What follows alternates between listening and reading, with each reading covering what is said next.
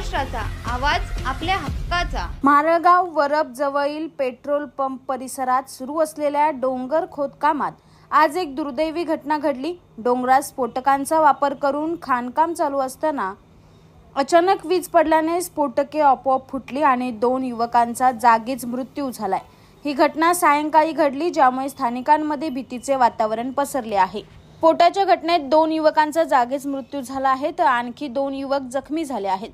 जखमींपैकी एकाच्या पायाला गंभीर दुखापत झाली असून दुसऱ्याच्या डोक्याला जबर मार लागला आहे। या घटनेने संपूर्ण परिसरात हळहळ व्यक्त केली जात आहे। मृतांपैकी एक तरुण मध्य प्रदेशचा रहिवासी असून त्याचे नाव राजन असल्याचे कळते।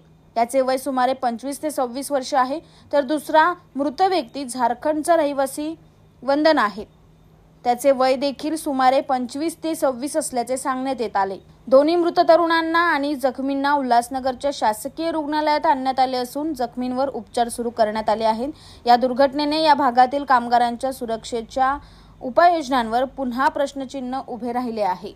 तुमच्या परिसरातील काही घडामोडी किंवा समस्या असतील तर आमच्या वृत्तवाहिनीला संपर्क करा आणि तसेच सतत अपडेट राहण्यासाठी आमच्या वृत्तवाहिनीला सबस्क्राइब करा आणि बेल आयकॉन दाबायला विसरू नका।